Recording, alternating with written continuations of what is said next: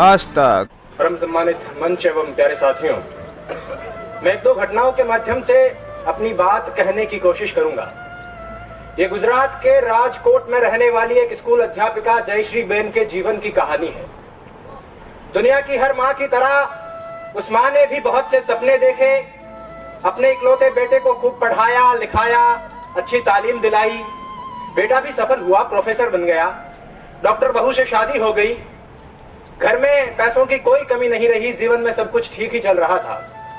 लेकिन बुरे दिन कुछ ऐसे आए कि बूढ़ी मां को लकवा मार गया, पैरालिसिस हो गया, हाथ पैरों ने काम करना बंद कर दिया, तो मां अब बिस्तर पर पड़ी रहने लगी। एक रोज कुछ यूं हुआ बीमारी के दिनों में कि बेटे ने मां को सहारा देकर खड़ा किया। मां बड़ी खुश हुई कि मेरा बेटा मेरे बुढ़ापे की लाठी बन रहा है। बेटा मां को पकड़कर धीरे धीरे सीढ़ियों के सहारे छत पर ले गया। मां बड़ी खुश हुई कि मेरा बेटा मुझे धूप दिखाने ले जा रहा है। छत पर जाने के कुछ देर बाद बेटे ने अपनी मां को गोद में उठा लिया। मां खुशी से भाव विभोर हो गई कि मेरा बेटा जान गया है कि मुझे सीढ़ियों से चढ़ने उतरने में दिक्कत होती है। मेरा बेटा मेरी कितनी फिक्र करता है, मुझसे कितना प्यार करता है। लेकिन उसके बाद उस बेटे ने जो किया, हाथ उठाकर दुआ कीजिए कि दुनिया का कोई भी इंसान वैसा ना करे। उस बेटे ने गोद में उठाकर अपनी मां को 4 मंजिला मकान की छत से नीचे फेंक दिया। बूढ़ी मां कुछ समझ पाती उससे पहले उसकी जिंदगी खत्म हो गई। 4थी मंजिल से नीचे गिरने में कितना वक्त लगता है? 3-4 सेकंड लगते होंगे। लोगों को लगा कि मां छत से गिर गई होगी, लेकिन पुलिस पड़ताल और सीसीटीवी फुटेज से 3 महीने बाद पता चला कि मां मरी नहीं थी, प्रोफेसर बेटे ने मारा था।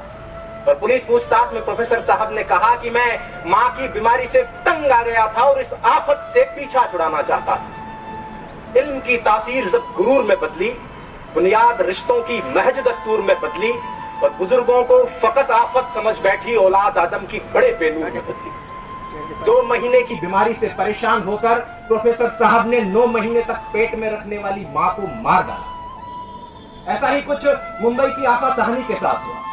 उनके बेटे ने खूब अच्छी तालीम हासिल की, अमेरिका गया, प्रोफेसर बना, लेकिन घर लौटकर नहीं आया।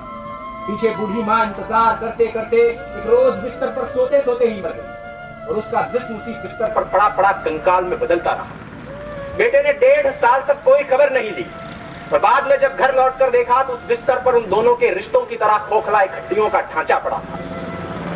ऐसा ही कुछ सूरत की चंपाबेन के साथ हुआ, ऐसा ही कुछ इलाहाबाद के कमलेंद्र श्रीवास्तव के साथ हुआ, ऐसा ही कुछ इसी शहर के ब्रह्मपुरी में रहने वाले एक बुजुर्ग के साथ हुआ।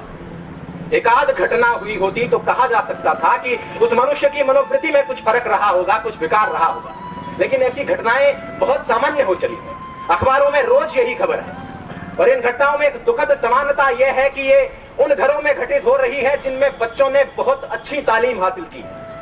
मुझे आज बोलने के लिए जो विषय दिया गया था वो ये था कि तालीम तो है लेकिन तहजीब कहीं खो गई है। हालांकि पग पग पर इस बात की गवाही मिलती रहती है, लेकिन ये घटनाएं इस बात को पूरी तरह से सिद्ध कर देती है कि तालीम तो है लेकिन तहजीब कहीं खो गई है। शिक्षा तो है लेकिन संस्कार कहीं खो गए हैं, सभ्यता कहीं खो गई है। अब प्रश्न यह उठता है कि ऐसी घटनाएं हो क्यों रही है, तहजीब खो क्यों रही है? दरअसल हम जिस तरह से अपने बच्चों को पालते हैं और उन्हें सिर्फ तालीम देते हैं, उससे बच्चे प्रोफेसर, इंजीनियर या डॉक्टर तो बन जाते हैं लेकिन इंसान नहीं बन पाते। स्पष्ट कर दूं कि मैं शिक्षा नीतियों को कोसने के लिए खड़ा नहीं हुआ हूं। दुनिया के हर देश में शिक्षा नीतियां इसी तरह से काम करती हैं। अकादमिक शिक्षा का संस्कारों से सीधे तौर पर कोई लेना देना नहीं है। संस्कार देने का काम समाज करता है, परिवार करता है, माँ बाप करते हैं। और अगर संस्कार कहीं खो रहे हैं तो इसकी जिम्मेदारी उन्हीं की बनती है।